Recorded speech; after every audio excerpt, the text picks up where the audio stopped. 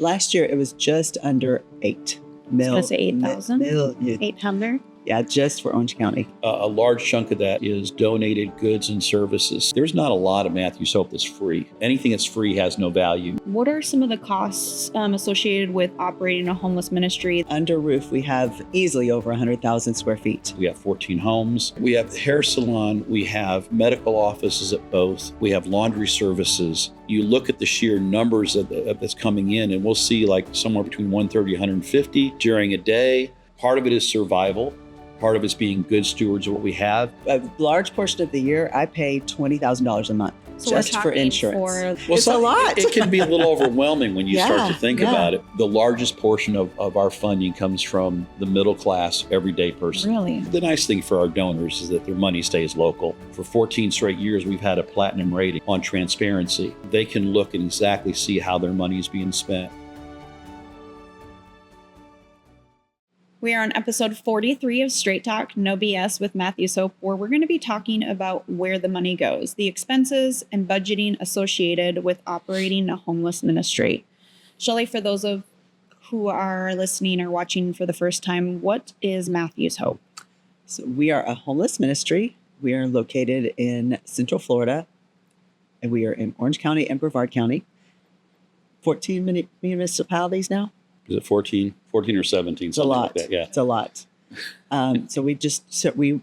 Our whole goal is to move people forward towards a life of independence and self-sustainability, whether that means they set their own doctor's appointments all the way to being able to live independently. So it can be as little or as great as each individual would like it to be.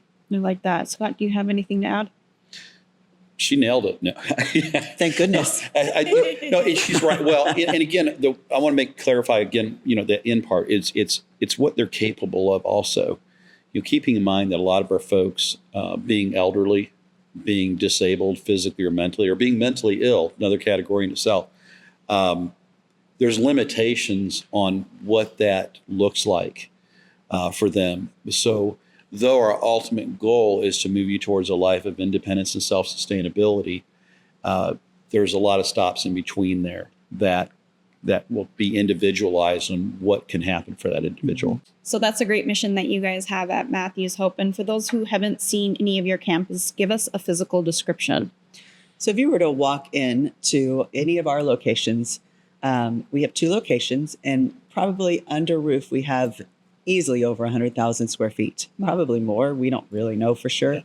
At each location, we have transport vans that go out into the community. We have medical vans that actually will go and pick up our guests and take them to doctor's appointments and things like that. We have trucks that pick up furniture. We have, just so Buses. much. We have buses. That's true. We have buses that bring people in. I was walking down the road of what we have. It's a lot. It can be a little overwhelming when you start to think Yeah. about it, because we were trying to figure out. I know that Brevard County in itself is about 40,000 square feet of building, on almost 6 acres. Mhm. In Orange County, we're spread out a little bit different. It's a little larger because we have several houses. We have 14 homes. Okay. The stores sets off separately. Our preschool sets off separately. So it's easy 100,000 square feet. Oh, yeah, for sure. Which makes for some amazing electric bills and insurance costs. Amazing. Brevard has like a salon, don't they? Has that open? Both do. Okay, both do. of them? Yeah. Okay. We have a hair salon. We have medical offices at both. We have laundry services. We've had nail techs come in. Mm-hmm. We have our Hope Chest shops that we build and refinish and repurpose vintage and antique furniture. The workshop. The workshop there, and then we have the Hope Chest stores. We now have 2 of them opened. Okay. So there's a lot. You think of all the houses too, the preschools, the Montessori preschools. It's very different than most people would think. So that's a lot of building, a lot of services, and a lot of things that you guys cover. What is the total budget for operating Matthews Hope back in 2023? Is there a specific number that you guys have? Yeah, last year it was just under 8 Okay. million. I was going to say 8,000. Million. 800. That's for Orange County. Million. Just Orange 8 County. million. Yes. Yes, for Orange County. Yeah, just for Orange County. Yeah. Yeah. And so both of the two campuses, they offer similar services, but they operate independently with their own budgets. Is that correct? Completely separate budgets. That's done very purposely for us to be able to know what income is being generated, whether it's something that we're doing in a fundraiser. Our donors are separate. The nice thing for our donors is that their money stays local.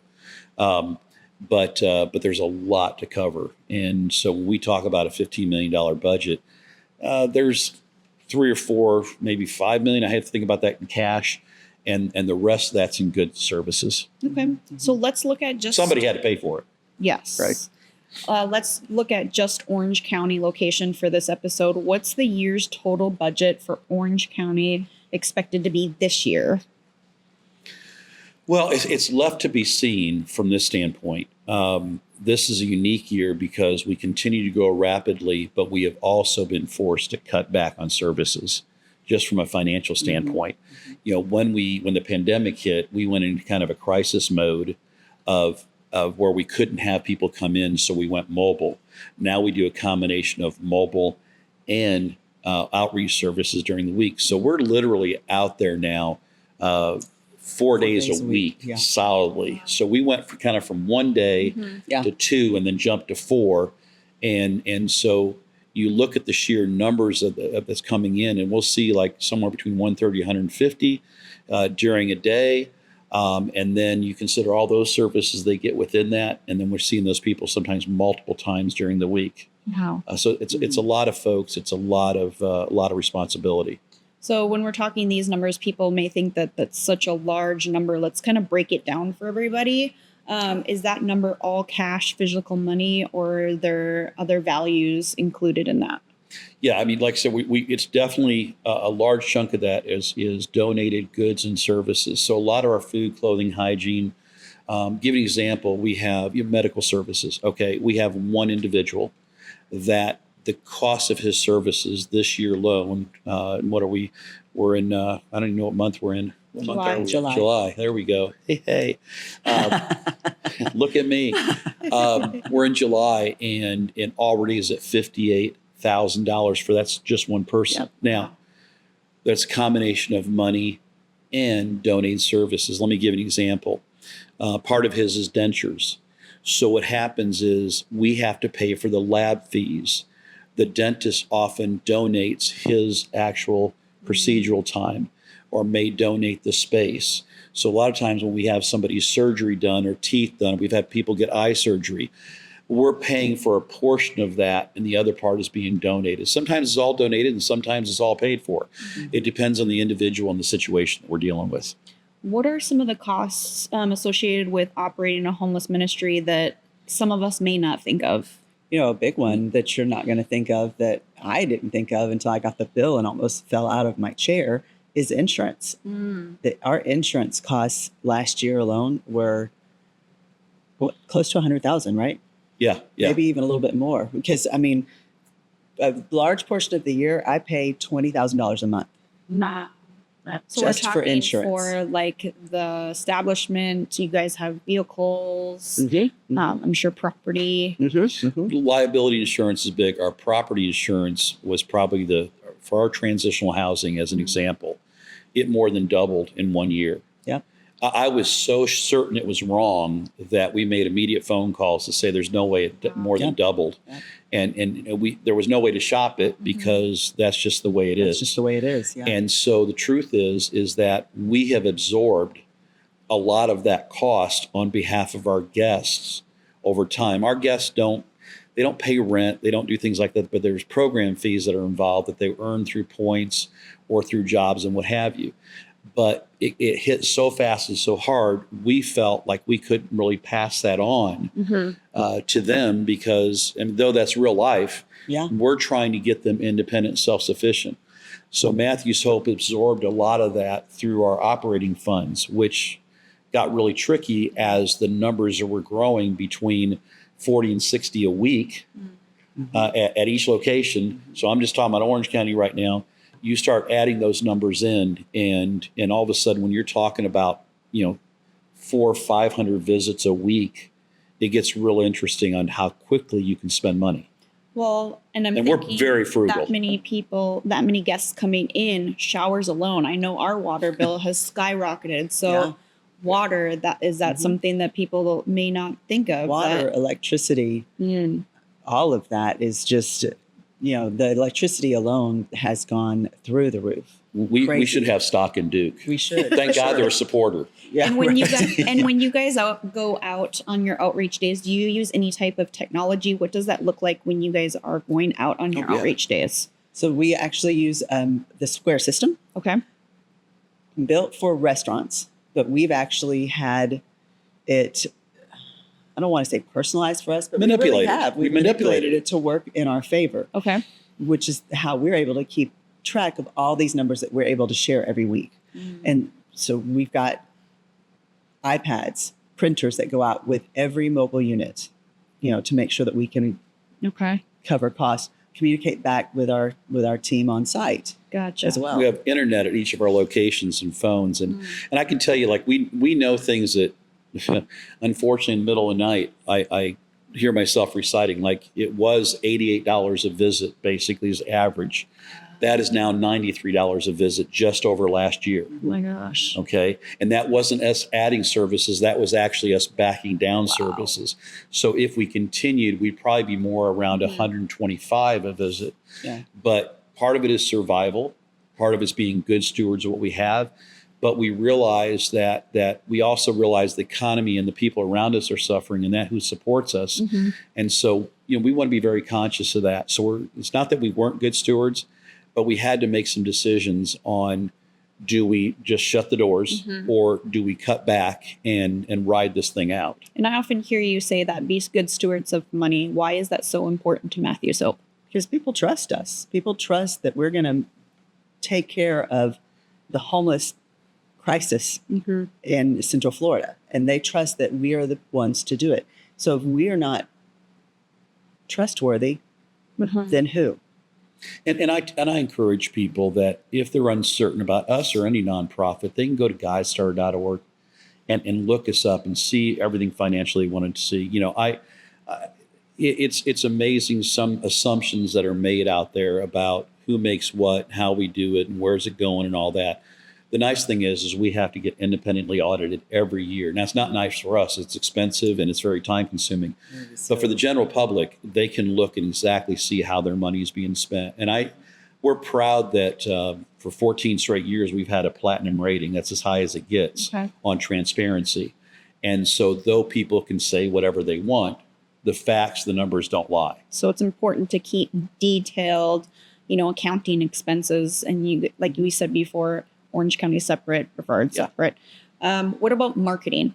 A lot of people will see you working with us or other marketing agencies in the area.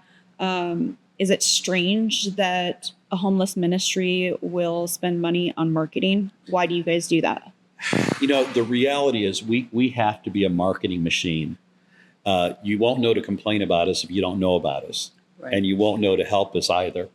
I will tell you that we have cut back significantly on our marketing dollars, though we need them more. We just don't have them. If somebody looks at that number, I believe last year I saw it was like $100,000, but put that in perspective of that $8 million Orange County budget. Now, that $100,000 was on 2 locations. So let's say we spent $50,000 in marketing, which was like our magazines, our podcast, making people aware of the situation. But that brought in that $8 million of cash, goods, and services. So we're like any other business as far as that goes. If you don't know about us and you don't understand what's taking place in your community, how can you do anything about it? Right. So it's a tough one, and I get it. Yeah. I do get it. And believe me, every penny we spend, I think about it in the middle of the night. But I feel like, because I used to own my own business too, and it is tough money spending it on marketing. But if you're not spending it on marketing, how are people going to find you? How are people going to learn more about you? How are you going to get donors? How are you going to get volunteers? Marketing is so different than it used to be, and there's social media aspects to it. And it's a balance, because if you don't change that marketing up, it becomes stale. Yes. But you also want the same logos to show up over and over again so it's recognizable. But if it's not fresh, it could become stale, and then people don't. It's just out there in the background. Right. So Absolutely. it's a crazy balance. And we try to, what we also, our marketing also involves showing people what they're getting for their money. Okay, it's one thing saying we brought in this much and we spent this much to do it. But when we're able to sit there and show, a lot of people want to talk statistics. I can make statistics say anything I want them to. Okay, what we want to show you is people that are affected, that their children are able to go to a Montessori preschool for nothing. Showing people that have had dentures replaced, have gotten their sight back. There's things that the average person, we get hit sometimes because people say, well, how can you spend that kind of money on giving food, clothing, and hygiene to people? Most that's free to you, right? That's this big of what we do. Right. The expense is all the other stuff that allows that to happen. But then when you, like I said, you get into the medical procedures that some of these people, quite honestly, they've been life-saving procedures. Yeah. Some of them have been life-preserving as opposed to life-saving. In other words, he was still going to be homeless, but he's not blind now. He was still going to have gout, but has had his feet fixed. John, he still has the disease he has, but his hands are open and usable now because we were able to get the proper surgery for him. A couple of years ago, we had a gentleman that had a softball-sized tumor taken off that was going to stage 4 melanoma is where it started to grow this thing, and it saved his life. So people still talk about that too. Yeah, people still talk. I mean, unfortunately, like many cancers, they come back, and he eventually succumbed to it. But by that time, we had him set in a much better position that he was able to die in hospice instead of on the street. He was able to get the care he needed in his last days, and that just wasn't going to happen otherwise. Sure. So let's talk about the Brevard campus for a moment. You have an event venue there. What is it called again? It's called Trinity Oaks of Matthew's Hope. And how does that play into the equation of your mission at Matthew's Hope? Well, on that particular campus, it was an old Methodist church. We sit on almost 6 acres, like I said, about 40,000 square feet of building. Classrooms and outreach center, which used to be the fellowship hall. We have a chapel, but we had a 400-seat sanctuary. And a church that could afford to rent that, quite honestly, would just build their own church. So we created an event venue out of it. And what's really cool is we just recently had a bridal show. It was fun. I've Expo seen that type on your thing. guys' social media. Yeah, and we had amazing. 36 vendors there. Okay. We had like 100 couples come. And, when you're talking about almost 6 acres of property, that much building, we want to find creative ways to impact the community, bring income to the community. If you're coming for a wedding, chances are you need a hotel. Absolutely. And one need restaurants. So we want to be a community partner that way, but also it's a creative way for us to create income for Matthew's Hope to be able to do the services. And we try as much as we can between our Hope Chest stores and with the venue to be able to do that. So it's pretty cool. So for those who aren't very familiar with Matthew's Hope and they're just getting to know you guys, is it just you two, or do you have a staff? I know you have volunteers, but... So when I started at Matthew's Hope 6 years ago, we had 12 people on payroll. Okay. And most of them were at the school. Now we have just under 50 people. So we keep it right at that line of 48 to 50 people. And I mean, we're still very thinly staffed with our whole location. And how important are your employees? What are they doing on a daily basis? I know it kind of changes and whatnot, but what does anywhere from accounting to volunteer management? I mean, it's all of that is so important. Donor management, making sure teachers for sure. Making sure when people come in that they're greeted properly, and they know that we care, that they have taken their time to make that sandwich, make those 150 sandwiches. Now, keep in mind, in those 50 people, so you're looking at roughly a payroll of about $150,000 a month. Okay, for roughly those 50 people.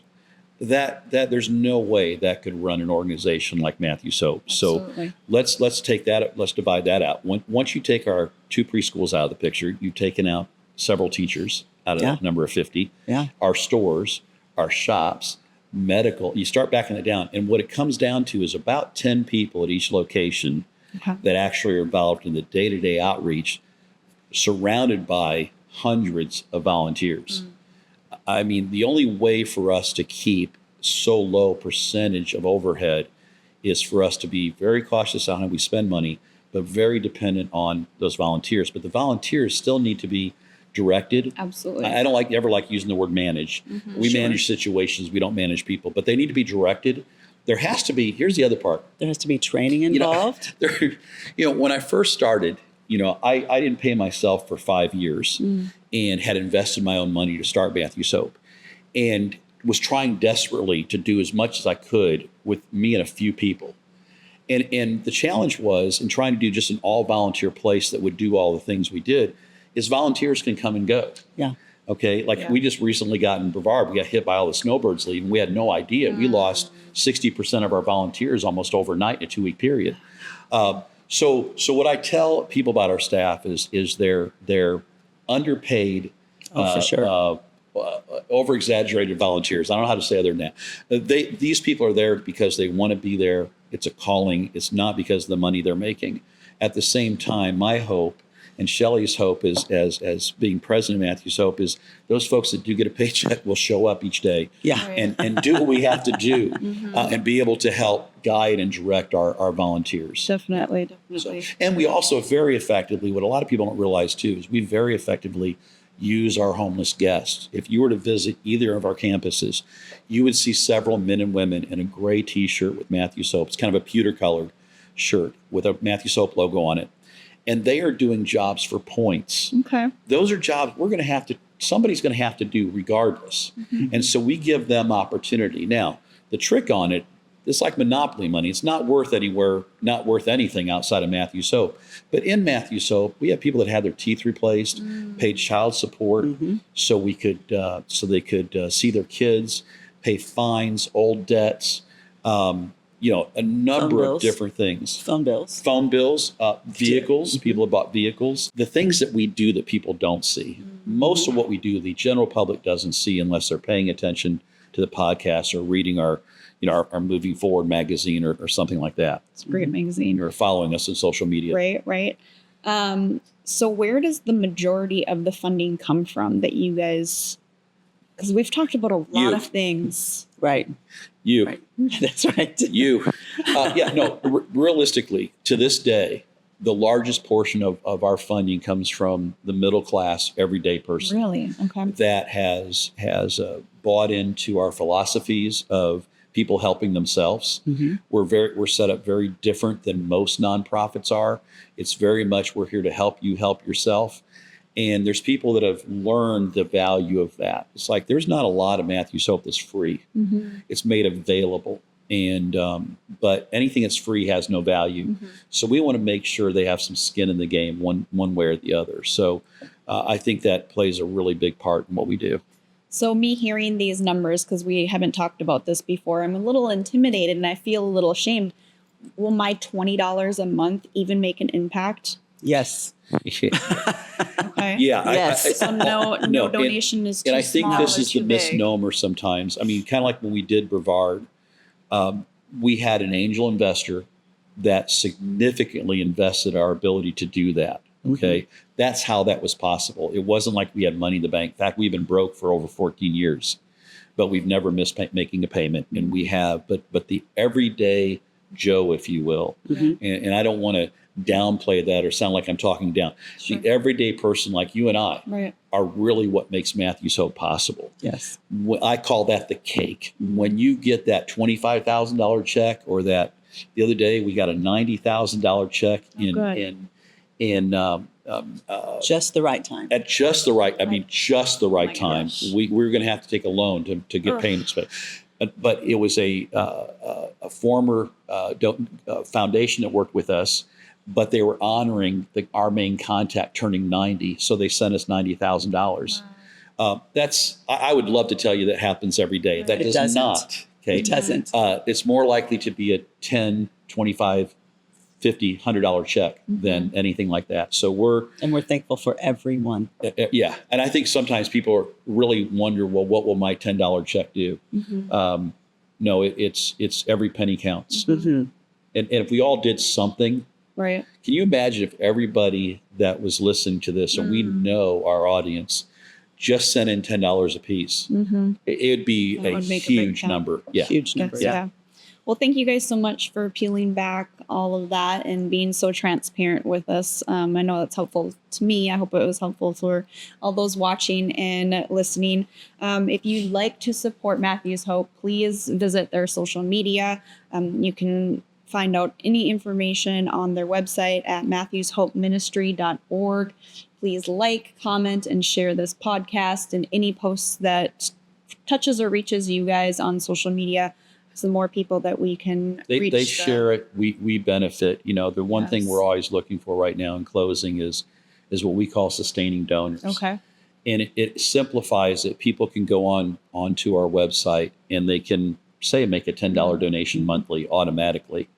And it's easier than sometimes for someone to write a check for $100. Yeah. Some can do $100 monthly. You know, everybody knows what they can do. We're not focused on that. It's more, but my feelings always have been that when each of us does something, God has a way of doing really big things with that. Yep. And I think that if someone knows the story of the talents in Scripture, we did well with a little, he gave us a little more. We did well with that, he gave. And we literally are living out the talents in the Scripture. So everything you sow into this, and I hate using that word because it sounds like an evangelist type word, but truly when you sow something into this ministry, I can tell you that sit back and watch, because you'll be able to see where that seed grows into something pretty spectacular. And that's something I think we can all be proud of. Yep. Yeah. And I've seen it happen. So that's pretty spectacular. Yeah. All right. Thank you guys so much. Thank you all for listening and watching. Take care.